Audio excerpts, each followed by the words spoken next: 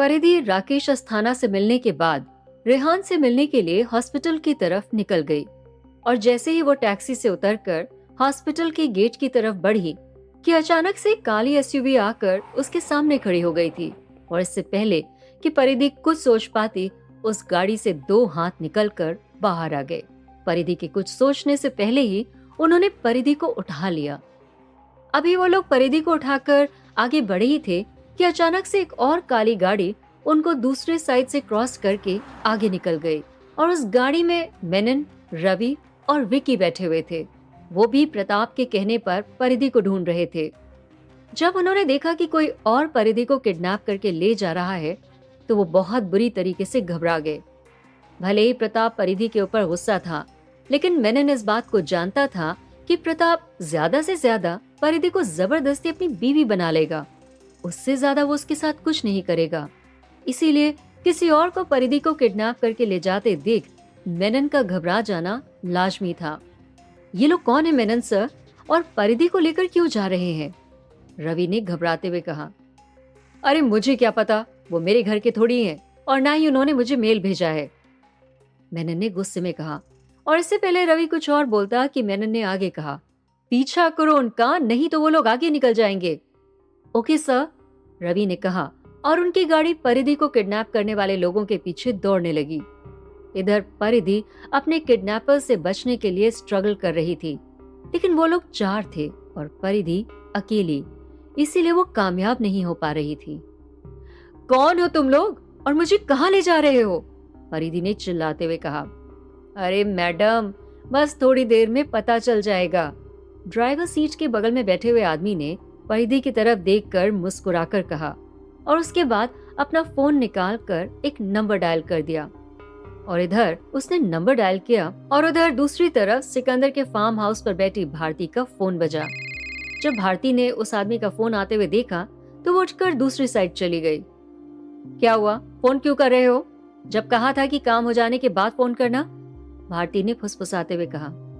काम हो गया है मैडम, लड़की हमारे साथ है, इसके साथ क्या करना है? इधर से उस आदमी ने सवाल किया। उसे जहां बोला है वहां लेकर चलो और मैंने जो पेपर पर लिख कर दिया है उससे बुलवाकर रिकॉर्ड करवा लो और फिर जो मर्जी हो वो करो। 1 हफ्ते के पहले वो किसी के हाथ नहीं लगनी चाहिए, तब तक मैं तारुषी को बाहर भेज दूंगी, भारती ने कहा। ओके मैडम, इतना कहकर उस आदमी ने फोन काट दिया और उधर भारती के चेहरे पर एक कुटिल मुस्कान फैल गई। इंस्पेक्टर के केस वापस लेने की बात सुनने के बाद भारती समझ गई थी कि परिधि इतने आसानी से केस वापस नहीं लेगी, इसीलिए उसने परिधि को उठवाने का प्लान बना लिया था और अपने एक खास आदमी की मदद से परिधि के पीछे आदमी लगा दिए थे। हालांकि सिकंदर के भी आदमी परिधि को ढूंढ रहे थे, लेकिन सिकंदर परिधि से रिक्वेस्ट करने वाला था कि वो केस वापस ले ले, जबकि भारती ने उससे जबरदस्ती करने की कोशिश करनी चाहिए थी। भाइयों, अपने मजे हैं, भारती मैडम ने फुल परमिशन दे दी है। जैसे ही उस आदमी ने भारती का नाम लिया कि परिधि का खून सूख गया। इतना सब होने के बावजूद भारती उसका पीछा छोड़ने के लिए तैयार ही नहीं दिखाई दे रही थी। मुझे छोड़ दो वरना तुम लोग बेमौत मारे जाओगे, परिधि ने उन्हें धमकी देने की कोशिश की। अरे मैडम, आप मिल जाओ, उसके बाद अगर हमें मौत भी आ जाए तो कोई दिक्कत नहीं है, उस आदमी ने परिधि को देखते हुए कहा और आंख मारते हुए मुस्कुरा उठा।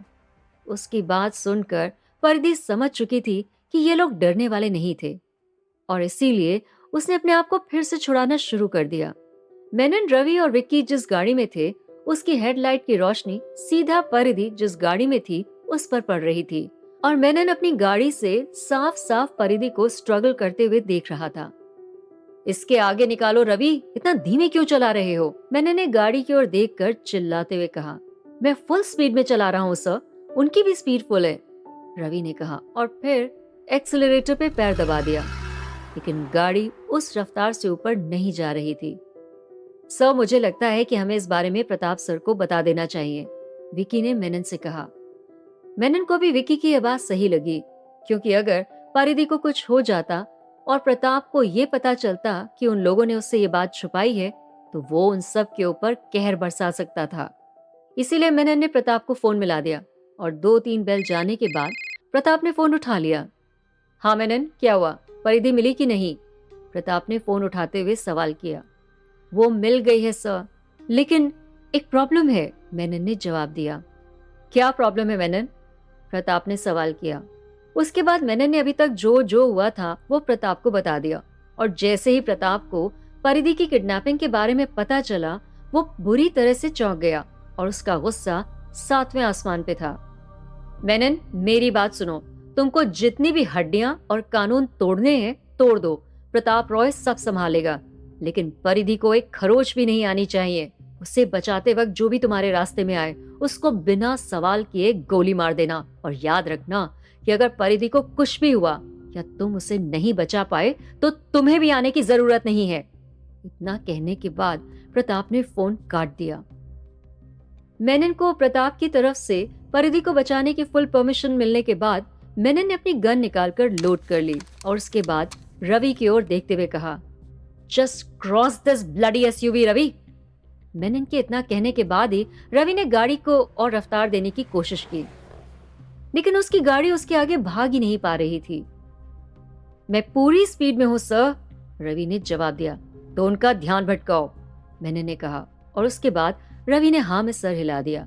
इसके बाद रवि ने डिपर देना शुरू कर दिया। पहले तो उन लोगों ने रवि के डिपर को इग्नोर किया, लेकिन जब रवि लगातार डिपर देता रहा तो उनका दिमाग खराब हो गया और उन्होंने स्पीड और बढ़ा दी। ये दाव तो उल्टा पड़ गया है सर, इन्होंने रफ्तार बढ़ा दी है, रवि ने कहा। पीछा करते रहो, जहां रुकेंगे वहां हम इनको गोली मारेंगे, मेनन ने दांत पीसते हुए कहा। दूसरी तरफ गाड़ी में उनसे स्ट्रगल कर रही परिधि ने जब उनको रफ्तार और बढ़ाते हुए देखा तो वो और परेशान हो गई और अपने आप को छुड़ाने के लिए संघर्ष करने लगी, लेकिन वो अभी भी नाकाम थी। तभी अचानक से उनकी कार के आगे एक और गाड़ी आ गई और स्पीड ज्यादा होने की वजह से उनकी गाड़ी डिसबैलेंस हो गई और उसी की वजह से परिधि का सर तेजी से गाड़ी से टकरा गया और वो बेहोश हो गई। दूसरी तरफ गाड़ी डिसबैलेंस होने की वजह से उनकी रफ्तार भी कम हो गई थी और अगले ही पल रवि की गाड़ी उनकी गाड़ी को क्रॉस कर गई। हालांकि परिधि जिस गाड़ी में थी उसका एक्सीडेंट नहीं हुआ था, लेकिन फिर भी मेनन जो चाह रहा था वो उसे मिल गया। परिधि को किडनैप करके ले जा रही गाड़ी संभलने के बाद फ्रंट सीट पर बैठे आदमी ने परिधि के सिर से खून निकलते देखा और उसे बेहोश देखा तो उसके होश फाख्ता हो गए। अरे इसको क्या हुआ? ये मरवर तो नहीं गई? उसने घबराई हुई आवाज में कहा। इधर रवि उनकी गाड़ी के आगे अपनी गाड़ी चला रहा था। वो लोग अभी इतना डिस्टेंस बनाकर रख रहे थे जिससे उन लोगों को मेनन की गाड़ी के ऊपर शक न हो। क्या करना है सर? रवि ने सवाल किया।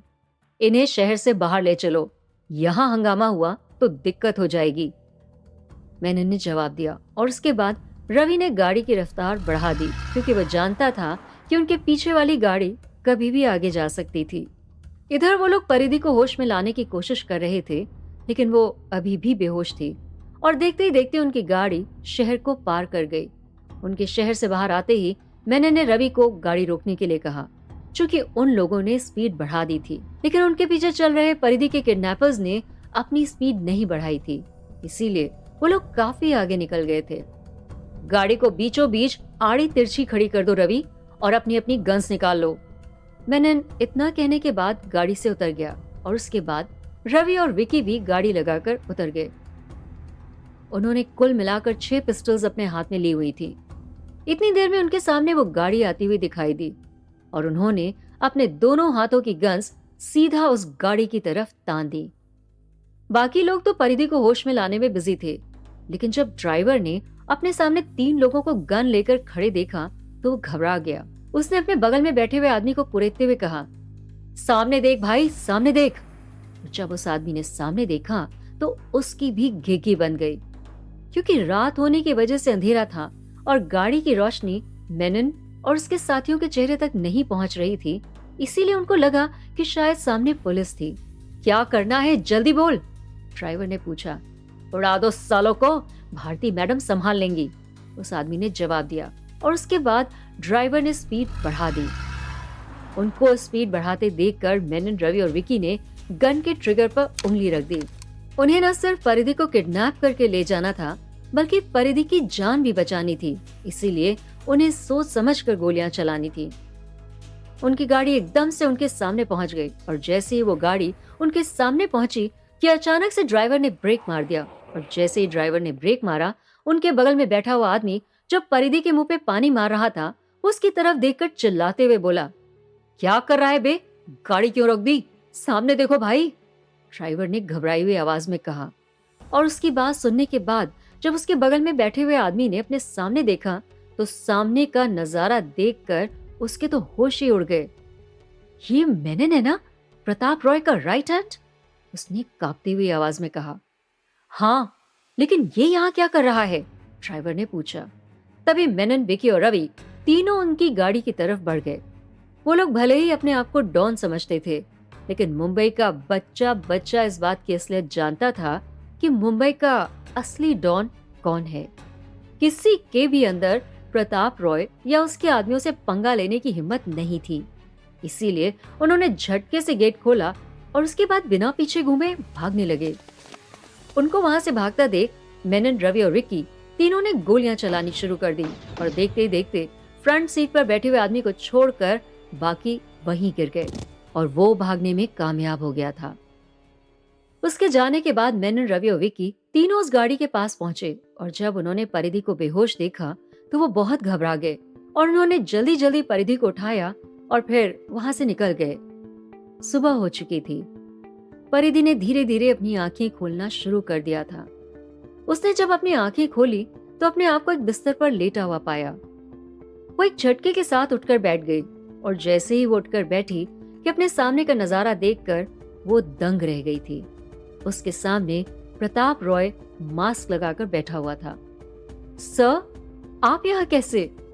परिधि बस इतना ही पूछ पाई थी। आखिर क्या करेगा प्रताप रॉय परिधि के साथ? क्या वो करने वाला है परिधि से जबरदस्ती शादी, या फिर से परिधि के लिए उसका प्यार हरा देगा प्रताप रॉय को?